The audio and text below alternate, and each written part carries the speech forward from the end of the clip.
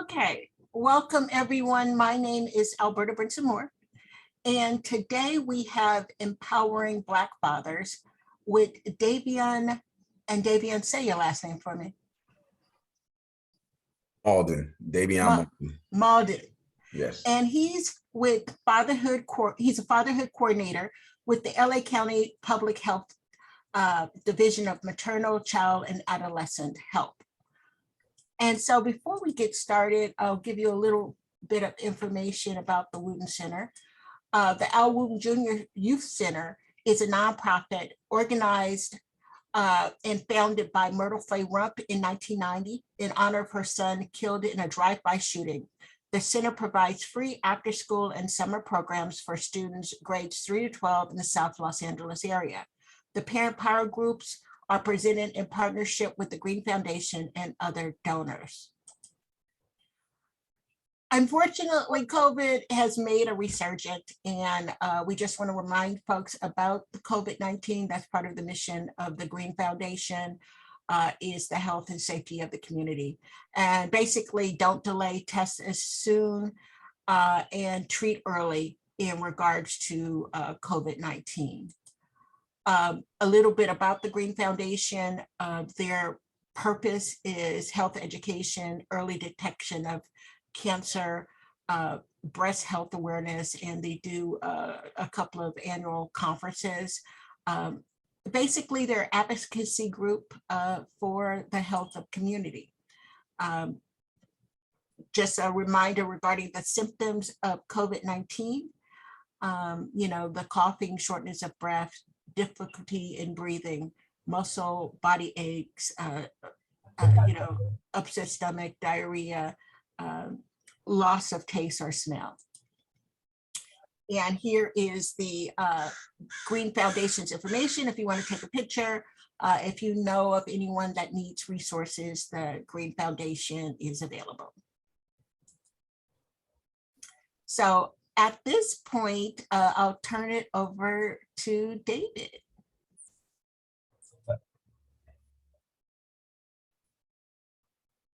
Hello, everyone.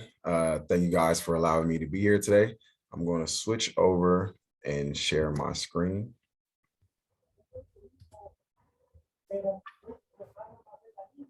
right. Are you guys able to see my screen right now? Yes. Okay, great. Okay, so my presentation today is going to be about the work that we are doing with the Department of Public Health, specifically under the AIM initiative. And all of the programs that we have been developing have been about fatherhood and how we can empower our Black fathers. So our objectives for today, I want to introduce to you guys the African American Infant and Maternal Mortality Initiative. Also want to provide information about the true impact of fathers, and also want to provide information about our fatherhood engagement program and the programs that we've been running over the past year that I've been working with the Department of Public Health. All right, so to start off, to give you guys a background about the AIM initiative, here is the South Los Angeles / South Bay African American Infant and Maternal Mortality Community Action Team mission. The mission is to reduce African American and Black infant and maternal mortality in South Los Angeles and South Bay. Let me lower my screen.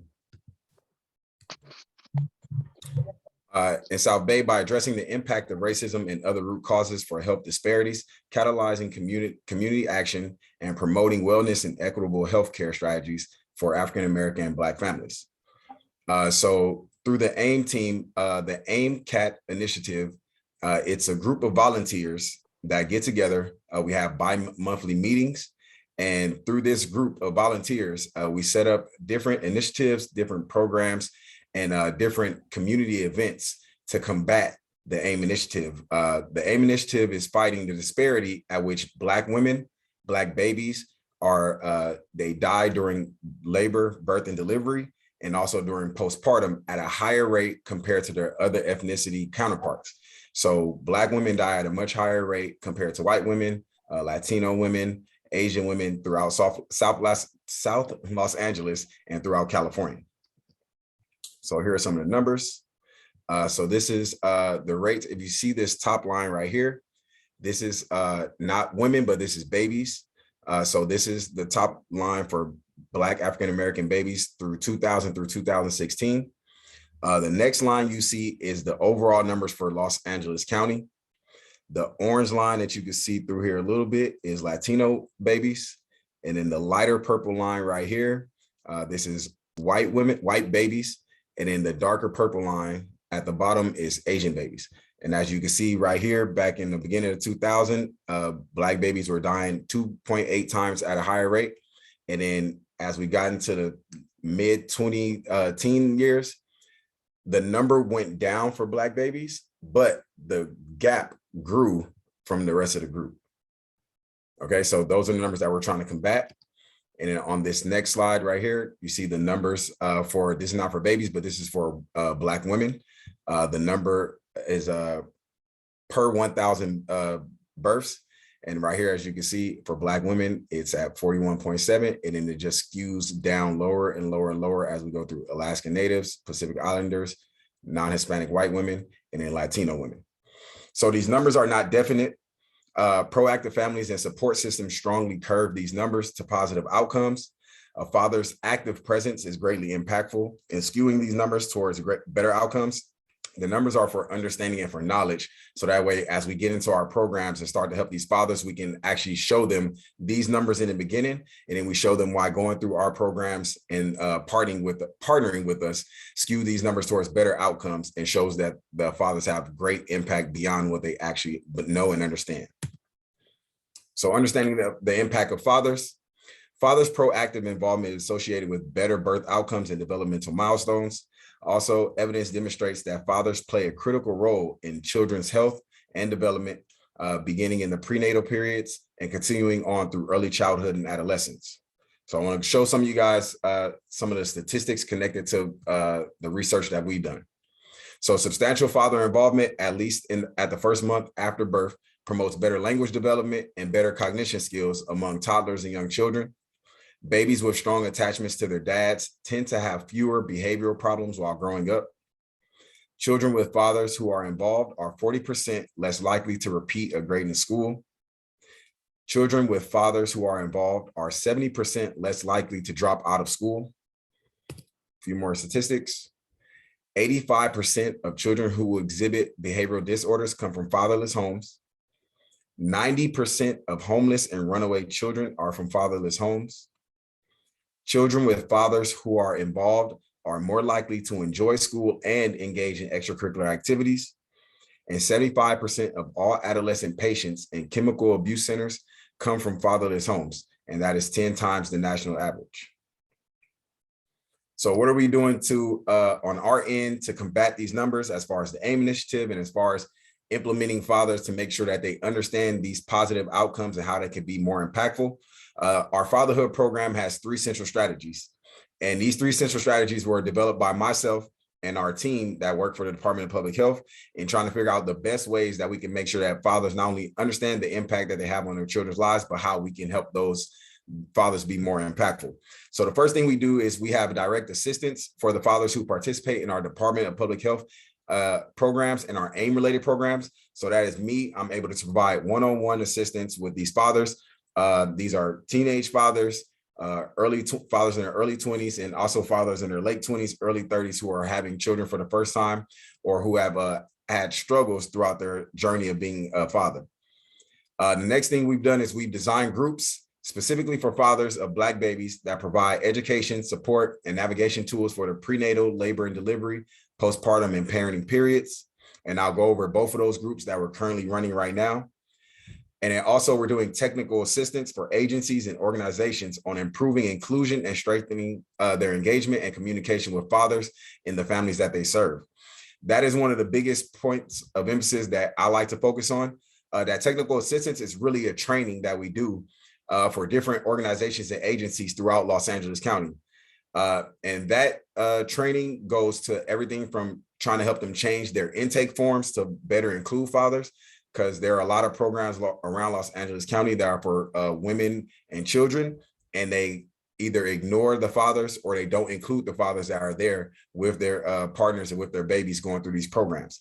So what we do is we try to provide training on how they can better engage these fathers, how they can better maintain the relationships with these dads, and how to better build a connection and build rapport with the Black fathers in our communities. Because a lot of times our fathers report that they're being ignored, they're being neglected, they're not being included in the processes of whether it's prenatal appointments in medical facilities, or even if it's behavioral health facilities, whether their child is going through therapy and things like that, or if it's just financial assistance programs that is tended to go towards helping the mother and the child, but doesn't directly acknowledge or include the father. So our first program that we're running right now is Black Daddy Dialogue. And Black Daddy Dialogue currently right now runs the second Wednesday of every month at 6:30 p.m. And we're still doing it via Zoom, very similar to this group right here. And Black Daddy Dialogue is a social support group, and that group is open forum, which means that whatever fathers show up that day to our Zoom meeting, they get to lead the way through the topics. And we're there as a social support group, and myself as one of the co-facilitators. All we do is we cultivate the conversation, whatever the topics are that they bring, and we just make sure that we bring back the point of emphasis back towards how can we better raise our Black children and our Black babies. And during these groups, we talk about everything from behavioral health to dealing with child support to going through the court systems to how to properly advocate for your partner when you guys are going to the medical facilities, how to properly advocate for your child going through the educational system, and any other topics that they bring up. A lot of these topics stem from things that we're hearing in news cycles, or it stems from personal interactions that they're having with their families, and they want assistance and they want help and they want guidance on these topics. Some of the heavier topics that we talked about, I have a daughter who's 13 years old. Last October, there was a young lady who sadly tried to commit suicide on their school campus. And so that was one of the topics that I brought up. And we had a very, very far in-depth conversation about that, because we had a couple of dads who was in that room that day were school teachers themselves. Of course, every person in there has children. And then we were able to talk about things, how younger and younger children are attempting things like that now, and how we can best not only be there for our children when they hear about things, but also how can we make sure we're wrapping ourselves around our children to where they don't even consider that being an option in their own life and things like that. So that just a little story to show how like our personal topics come in and we're all able to add our 2 cents to those conversations. And it's a really, really strong social support group. I've had my personal friends join the group. I've had my family members, older and younger than me, join the support group. So it's really about breeding that backbone support that we need as fathers, and coming together, being like-minded, where our like-mindedness is purely around building a better support group for our children, and make sure that we're all there for our children in the best way possible, and getting that input from other Black fathers. And I want to be mindful of time to make sure that we have time at the end for questions. Our next group here is another group that I designed. This group is designed specifically for Black fathers that provide education, support, and navigation tools for prenatal, labor, delivery, postpartum, and parenting periods. Because fathers can improve the pregnancy outcomes throughout the support that they provide their birthing partners, encouraging positive maternal behaviors, and also through changing their own behaviors that might harm the development of their own baby. So we developed this five-part curriculum that runs every Tuesday at 6:30 p.m. And that is, we run it in 5-week cohorts. So it's a progression that goes through how to support your partner, how to support your baby, from conception of the child up to labor and delivery, through postpartum, and into raising your child. So some of the advocacy points that we hit throughout this program is creating a birth plan, delivery preparation, NICU information, and that is specifically for prematurely born babies, postpartum depression for the mother and the father. We go over We go over what that looks like within fathers. We go over what that looks like within mothers, and how we can be an advocate for our mother, how we can advocate for our partners if we see that they're trending towards postpartum depression. And also we go over what that looks like for a man, as if we have postpartum depression or postpartum anxiety, and what that looks like. I think we go over that in week 3, and that is probably the most prominent week that we have, because while we're having those conversations of what postpartum depression looks like, the conversation always tends to lead itself back towards our own personal traumas and our own personal things that we went through in our childhood. And all the fathers want to bring up those things, and they want to talk about and learn different ways about how they can make sure that they don't pass those things on to their children. So this is a really big week because it's a lot of self-reflection. And that self-reflection leads itself back towards how can we make sure that we're not passing this on to our children and on to our babies, and how can we make sure that we're breaking different cycles that we may have gone through ourselves during our childhood. Other points of emphasis that we hit on are breastfeeding assistance. We also cover how to clothe the baby, feeding, different ways to feed babies, how to make sure that we're not only there assisting with breastfeeding, but we're actually giving pointers and making sure that our women are breastfeeding if we choose to do that as a family, and what that looks like for us. We also go over diapering, and we also go over different resources, and those resources range from breastfeeding assistance, financial assistance, and also behavioral health assistance if those fathers feel like they want to maybe get themselves into therapy or get some type of counseling for themselves as they're gearing up to have their child, and want to make sure that they're their best selves possible to make sure that they're the best father possible in those moments. And of course, we cover a lot more during those 5 weeks. Next, I want to talk to you guys about what I spoke about in the beginning with the AIMCAT meetings. Like I said before, we do those meetings bi-monthly. And you are more than welcome to show up to one of our meetings, or join one of our work groups, or join one of our community events and help planning those.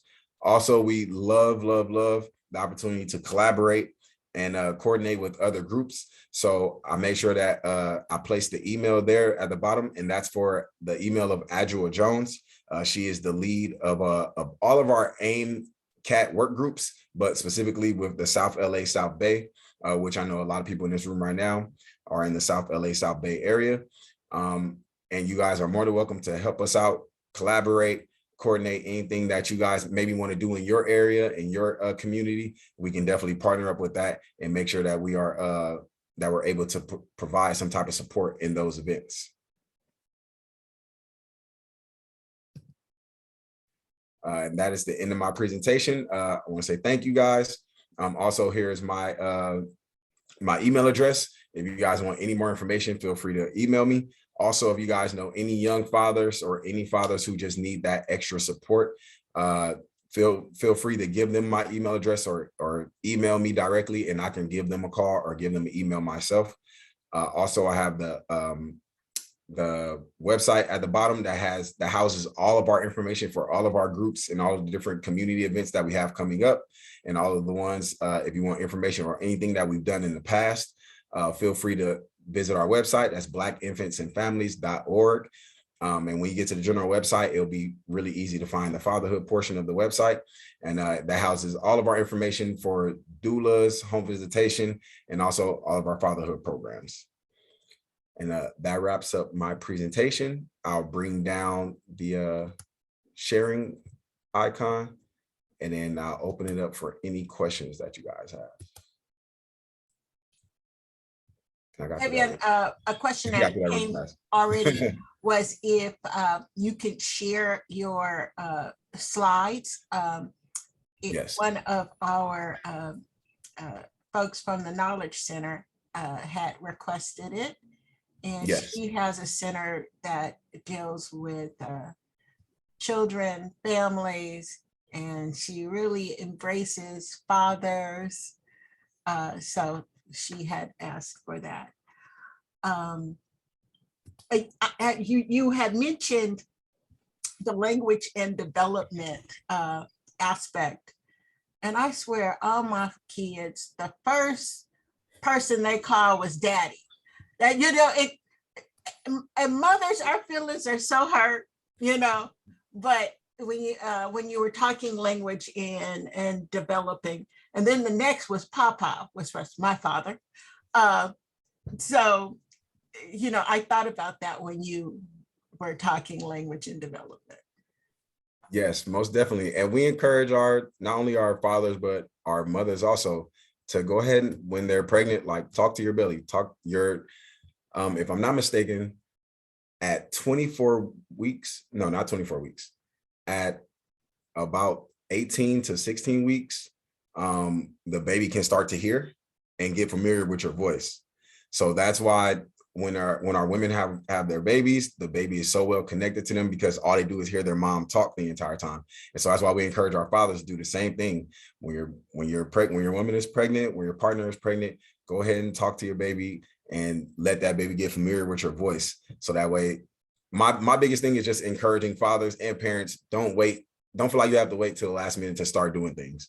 Anything that you want to share with your child, anything that you want to teach your child, from the time they're born, you can start talking to them about it. Of course, they're not going to understand everything, but they'll gain that familiarity with those things that you're talking to them about.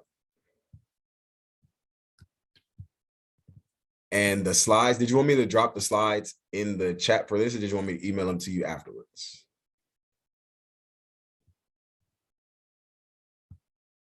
If you could try to do both, because I know some people can't get them from the chat, but if you can do both, I would greatly appreciate it.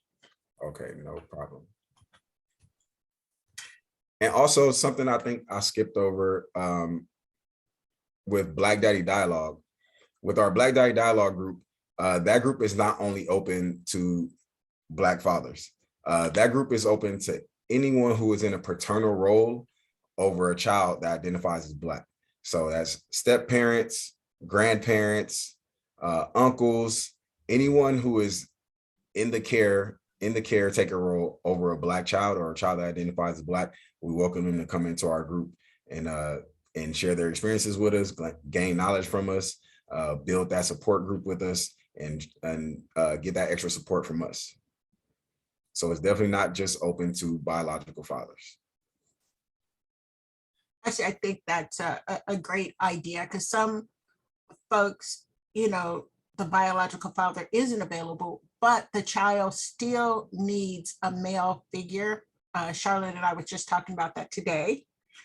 And there are opportunities for, uncles, and even in my family, it's really close cousins, godfathers. It's like, that would be good. Like, okay, you want to be the godfather of my child? Here's your class, Yeah.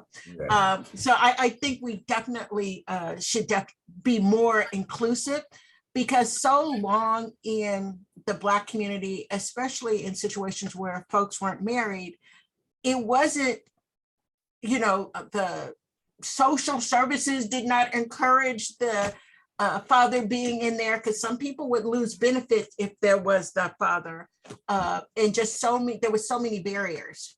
And it's all about what's best for the kid, not all the barriers that we create. So as a society of Black folks, we have to purposely try to combat those things, and encourage each other, and encourage the men in our lives to be there and present. Yes, absolutely. And that's another part of our program. What we're doing is we are reaching out to those other departments within LA County to make sure that they're including the fathers and not feeling like they have to push the fathers away to the side.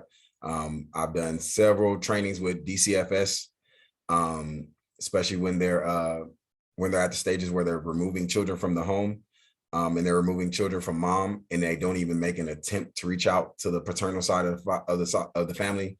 They don't make an attempt to reach out to the dads, and they're rushing to place children in foster care instead of with an actual family member that could be on, whether it's somebody else on the mother's side or somebody else on the father's side, but they're usually not even making those attempts to reach out to the father side of the family.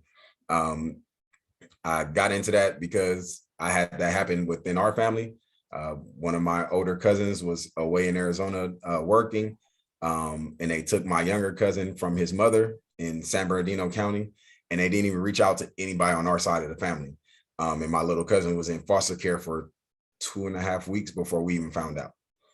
And we had to go through a whole process. I think me and 3 other family members went down there like, hey, we'll pass all of your background checks, give them to one of us, get them out of foster care, and they didn't want to do it. So just thinking about situations like that, personal situations like that, that's why we're doing these trainings across the board, across all of LA County, trying to make sure we're getting in the faces of as many social workers, in the face of many doctors, faces many therapists, so that they can understand that our Black fathers are very, very impactful. They're very important. And we want to make sure that they're looking at us as an entire family unit, not just looking at the benefits that the mom can get or just the benefits that just the child can get, but how can they look at us as an entire family unit and make sure that all sides of the family are benefiting from whatever services that they're trying to give our families. And I hear an opportunity for advocacy in terms of us pressing, local, state, government and agencies in terms of advocating for the father's families. It's like this child has people. You know how we say in the neighborhood, he has people. It's not just the mother and I say this as a person that have male relatives and have children, and that is like, okay, we his people, we got him or her.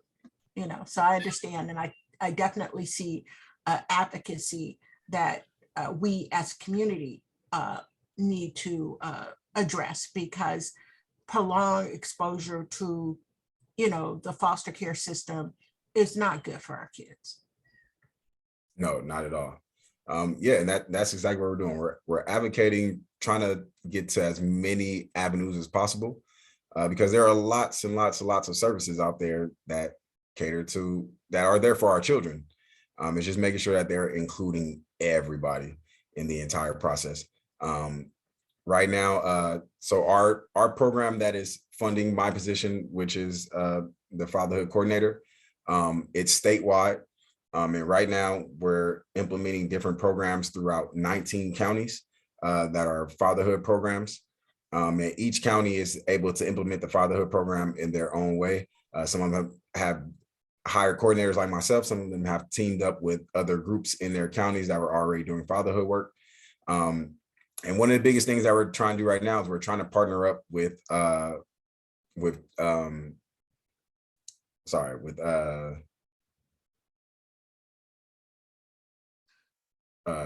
am I blanking out now? With where you pay child support. I'm sorry. We're teaming up with child support right now to where we can get it to where if fathers participate in certain amount of groups throughout the state, that we can make some type of arrangements to make sure that their child support payments are fair and adequate, and make sure that they're doing their part and paying child support, but making sure that it's fair if they're willing to work with us and participate in certain programs. So that way the child is adequately being taken care of, receiving those payments. The child is making sure that they're getting taken care of with those child support payments, but the father is doing his side to make sure that he's also being there and being impactful outside of just financial assistance. And the baby elephant that's in the room in regards to recent developments with the Supreme Court, more and more folks are going to, although California, I don't think will be a problem in terms of changing laws, but more and more folks are going to be in situations where they're going to be, you can't just have the mother responsible for a child. It takes 2 to tangle and 2 to get a little baby elephant. So that's something, if laws are being made to force people to do something, there's going to have to be laws that support both participants in the situation. Yes, politically correct. Yes, most definitely. And we're in the process also reading through the laws and the actual changes to see what that would look like if things were to change in California. So that way our program and our department can have some type of resources available to better prepare people who are in those situations if California happens to change the law. And I'm with you. I don't think California would lean that way. Hopefully not, but you never Never know. say never. Yeah, you never know. So and we'll get folks coming here Mhm. from other states that may have been put in situations by these laws.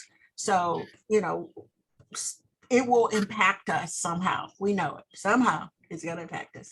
But it's definitely something we have to think about. And you don't want kids negatively impacted by this situation, especially Black kids. Yeah, it's amazing how a lot of times these decisions get made, and it seems like from our end, it seems like they don't think about the full trickle down effect and how many lives this will truly affect in the long run, and how many lives this will affect in just so many different avenues of life, as opposed to just that one decision. It's a trickle down effect and affects so many different agencies, so many different avenues, and so many different things that I don't think because they don't fall victim to it, so they don't really seem too concerned with it.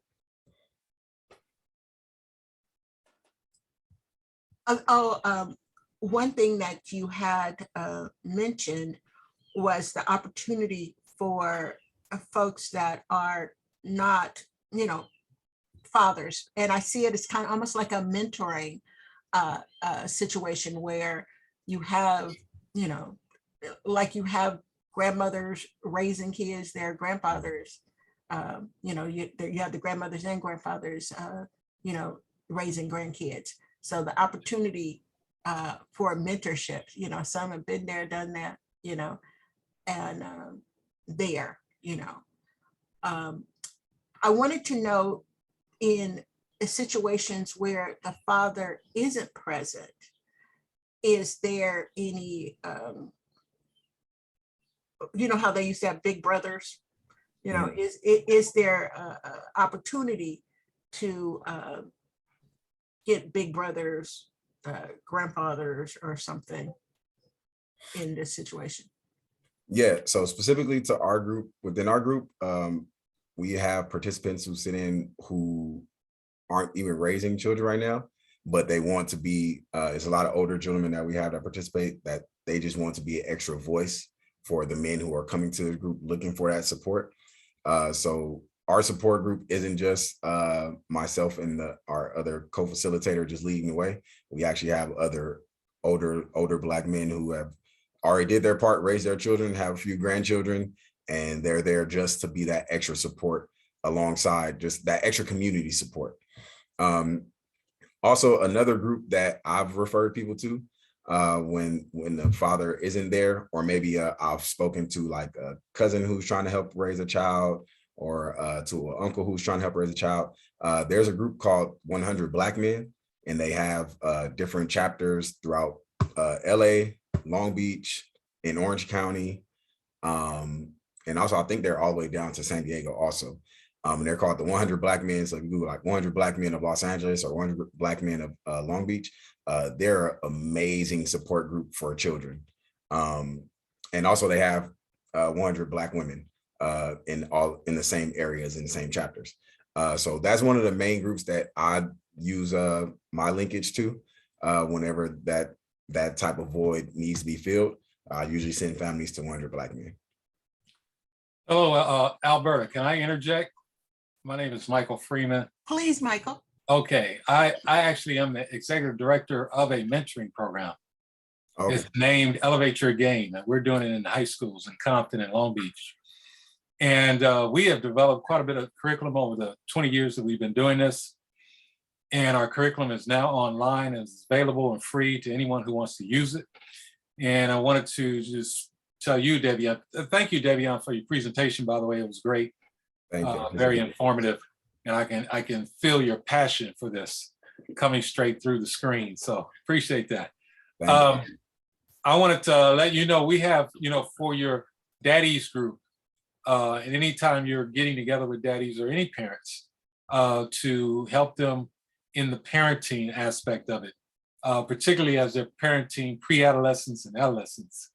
Our material is very much geared for those age groups and and it's very easy to use.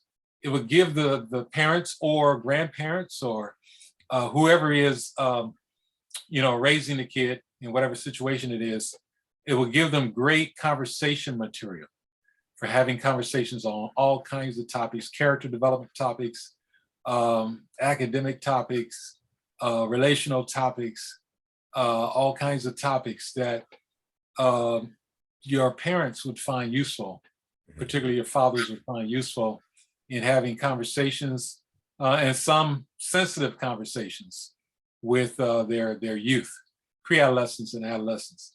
And so I just wanted to let you know, I got your email, and I'm going to email you the links to those. There's 2 links I'm going to send you where you can access that information. Okay, thank you. I think I found one already. Is it elevateyourgame.org? Yes, that's our website. If you you see the homepage, at the homepage, if you click on mentoring, youth mentoring material, that's where you need to go, right there. Okay. Yep. Yep. Youth mentoring material, then youth mentoring material for church groups also. Yeah. So if you're dealing with church groups, you can use that as well. The other website, I'll just tell you out of the top. The other website where we have a lot more material actually for your dads who are into sports and their kids who are into sports. We have a lot of sports related material on the other website, which is called Go Mentors with an S, gomentors.org.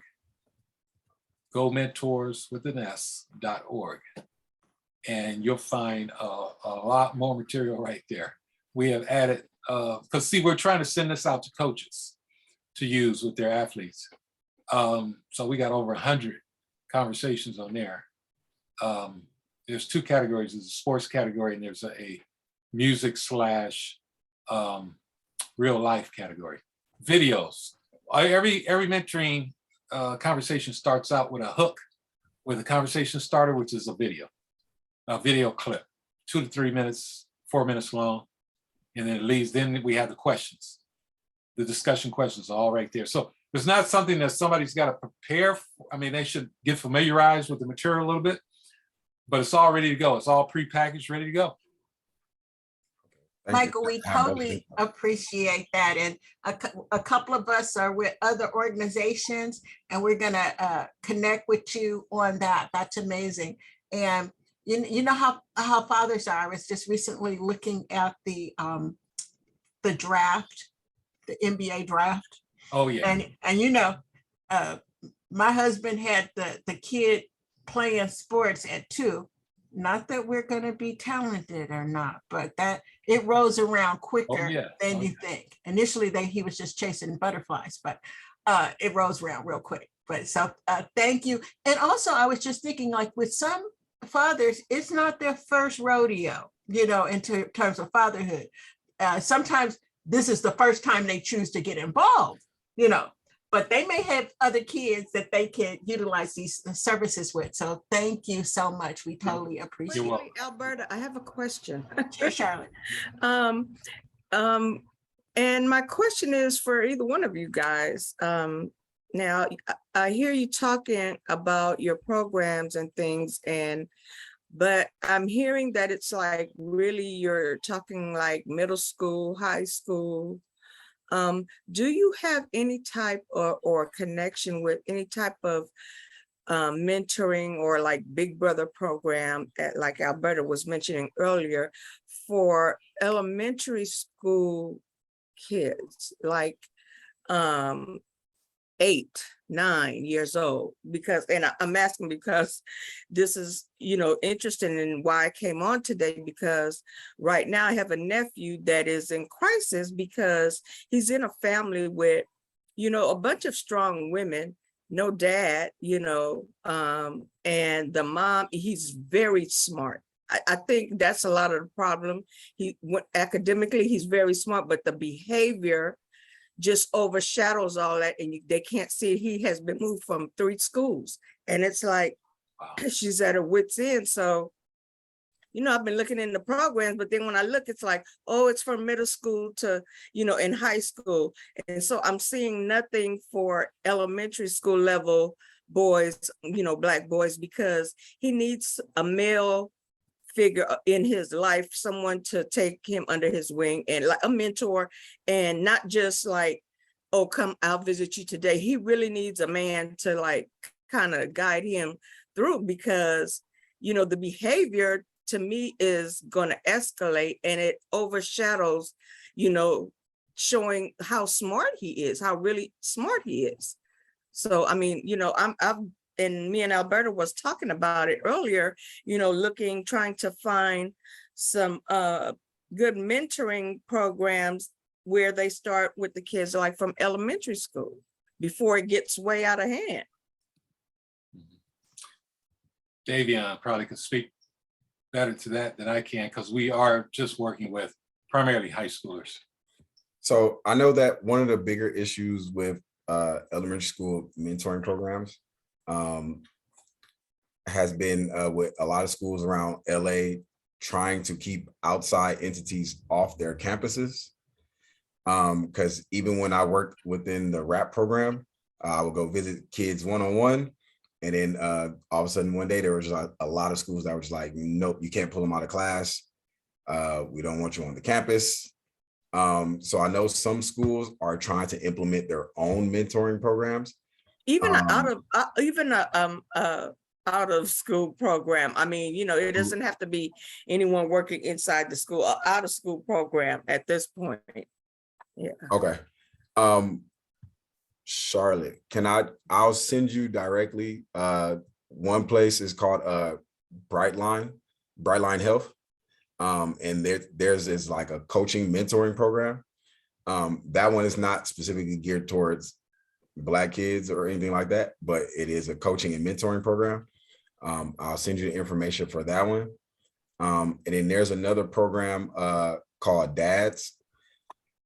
I would have to check to see if his school is one of the schools that DADS works at, but it's a program that started out in, I want to say, New Orleans, and they started a branch in Los Angeles where dads go to schools in the morning. They walk with the kids in between classes and try and get a hold of some of the young boys on the campuses.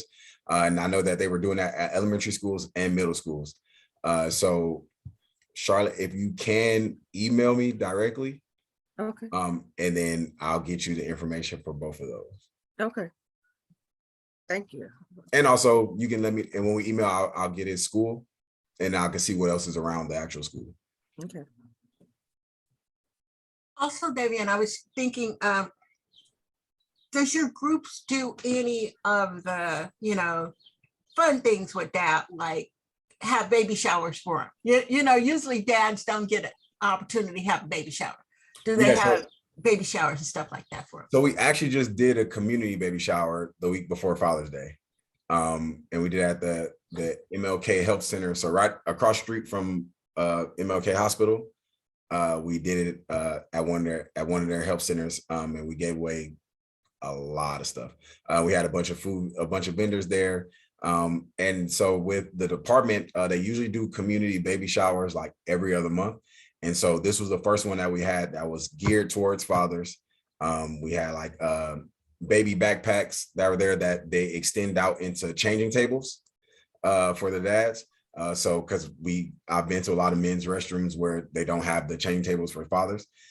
So we had these really cool backpacks that extended out like 4 feet. And actually the child could actually, like, if you were at like a park, the baby could like lay in and sleep in it because it had like a little net set up also with the changing table. So we did that. And we're going to start doing more in-person events for the people who are participating in our groups. And actually, if we can just get the information out to a bunch of dads, we just want a bunch of dads to show up. You don't have to like actually participate in our groups to be in it. So we have a budget to where we can have events set up at parks where we can have food and things there for the dads, and we can have like our little sessions like Black Daddy Dialogue, and we can also provide things for the kids so they can actually bring the kids.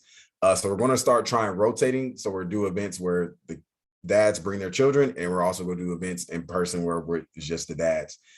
We supply food and things like that. Also at our community baby shower, like we had tables in there, we had dominoes set up and cards set up away from the actual vendors and everything like that. So that way we just had like, and that room was only for the fathers.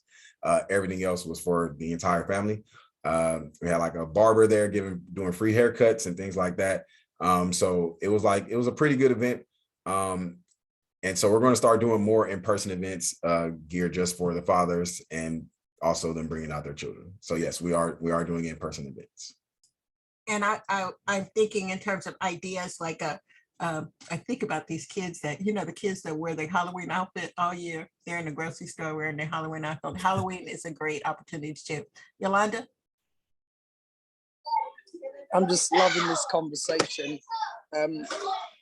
Davion, Alberta, Charlotte, Jasmine, who else is on? We all sit on an organization called the National Association of African American Parents and Youth. And one of the things that we've been talking about is doing a summit for our parents at the start of the year. So we'd love to partner with you on the Black Fathers piece, because all of our dads who are a part of our organization always say, we've got to make sure that we do something for our fathers. So if we can talk to you offline at some point, the four of us, about our summit that we're putting together, and we'd love to have your organization involved in some way. And I'm the one who requested the slides. One more point, I'm doing a strategic plan for the organization, and I realize in public schools, 70% of the children are in foster care who are Black. 70% of children who attend public schools in this country come from a foster home. So I really think it's incumbent upon us and others like you to really work on how do we provide them with male support and male guidance. So I'd really like to talk to you about that as well. Thank you. I really appreciate that. We can definitely connect, and I'm definitely open to participating in as many groups and many organizations as possible to share what we're doing, and also try and figure out ways to collaborate and build other types of programs and other support systems. So I will definitely connect with you.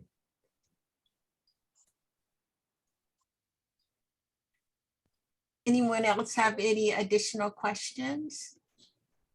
Yes, I do. My name is Gary Blow. Okay, Gary.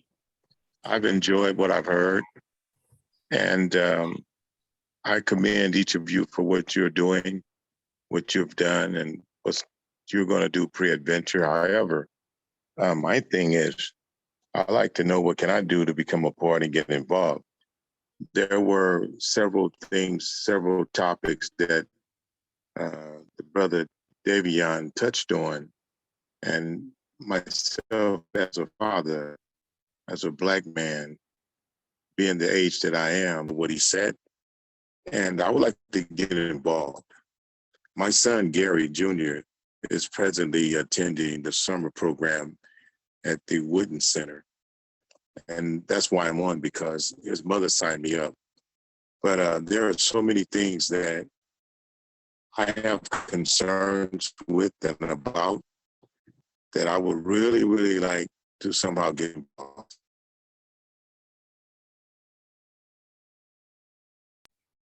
Definitely, I definitely want to invite you to participate in our Black Fathers group, because that is one of the best things about it being open forum. How you just said you have specific things and specific ideas that you would like to be a part of and help and address. Those will be the topics and things that we probably would have never thought about, and then you would bring that insight, and then we're able to support each other around those different topics that you would bring up.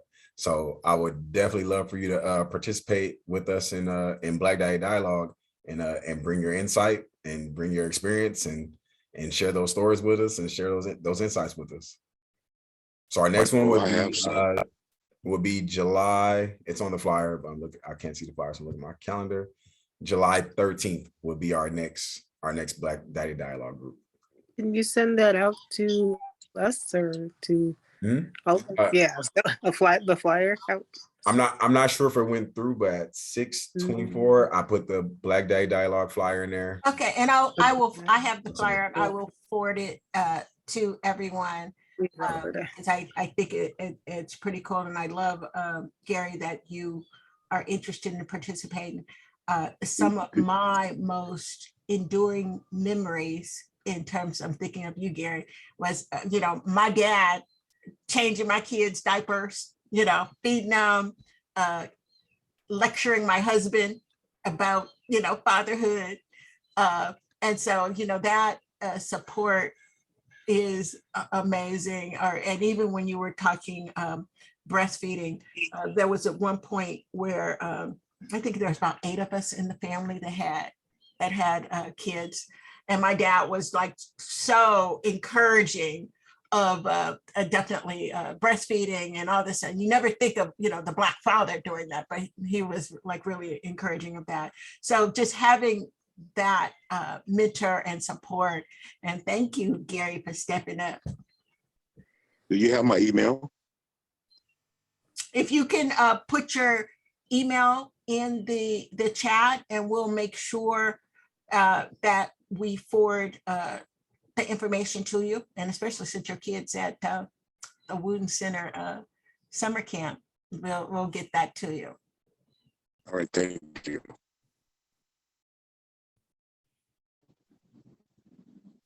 And Posted the question. Cynthia, Cynthia had a question. Cynthia? Yeah, so she typed into the chat and said, how do you support fathers that are incarcerated that want to be part of their children's lives? So I haven't had, or at least through this job, I haven't had the opportunity to work with any incarcerated fathers.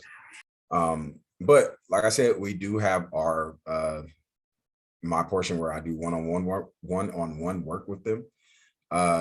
So if there was a way that I would be able to communicate with that father and he wanted to, I could communicate with him and we can get some insight on what his situation is and how he could be impactful in his children's lives, without having to go through too much detail as far as like release dates and things like that, and what he does have access to, what he doesn't have access to. I would be willing to do that communication myself one-on-one with that father. And then we would be able to see moving forward the best way I could assist them. So I don't mind personally doing that myself, because of everything that we do, the one-on-one, that is like my lowest number, my lowest caseload thing. So taking on another father one-on-one, I'd definitely be open to doing that. And thank you, because that is a great topic. And even if we start with fathers sending their kids a letter, even if they can't read it now, the fact that the father is still thinking about their child, you can send it to, your mother to give to your child, but definitely creating that dialogue. And so that was definitely, a great question, a great point that, there's an area for, I'm always thinking about areas for advocacy.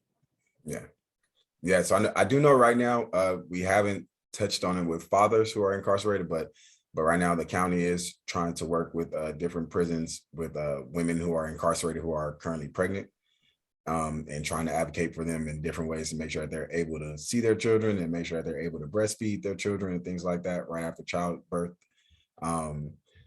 We just haven't touched on it from the fatherhood aspect yet.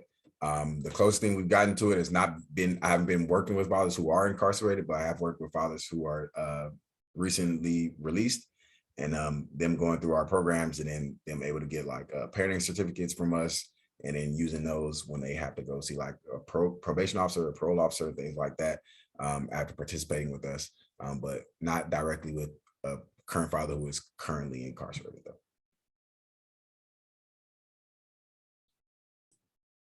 But well, I'm willing to try. We are approaching the 7 o'clock hour. Can you put your email in the chat, Davion? Because I can't read it. It's blurry. Your email in the chat, because I can't read this way. Okay. And we appreciate all the questions and just engagement that was there tonight. And we appreciate everyone. Michael, we appreciate the input, because you don't know, folks were looking for that information. So you were really timely with the information you provided. So we want to thank everybody, and we'll let you guys know when the next Parent Power Group is. Also, there is another, Yolanda had mentioned the National Association for African American Parents and Youth, and the email for that is NAAPY, 3A's.org. Well, thank you very much. If you hadn't put your information in the chat, definitely do so, so that we have an accounting of who's here. And if you want to put your email so we can make sure you get the information that was provided, we greatly appreciate it. And may I say something, please? Please. Davion and Brother Michael, I really would like to have a one-on-one with each of you guys, because I strongly believe that I might be of some great help to you guys. Thank you. I appreciate that. Okay, yeah. My email is in the chat. So, Okay. and I think yours is in there too. And Davion's in there. Gary, do you see it? Yes, I have it. Okay, perfect. I will, I will be in touch, and I'll say thank you guys. And Yeah. thank you for being a very good facilitator. You welcome. So until have a wonderful summer. I'm excited about all the kids that are doing summer programs. And we will talk soon. And can I do some promotion Thank right you for your quick? time. I appreciate it. Oh, do your promotion. What I am an entertainer. I'm a blues artist. I have a band. So whenever you guys get, through with the season, doing what you're doing, if you ever want some entertainment, don't hesitate. Call me. Well, in entertainment, you can always have some entertainment at the picnic. I'm thinking of Davion, y'all programs, entertainment, especially live entertainment, is always good. So every you put your information in chat, because Gary, we're gonna call you. No problem. Thank you. Thank Thank you. you. All right. Bye, everybody. Enjoy your evening. Bye. Good night. Bye. Bye. Bye.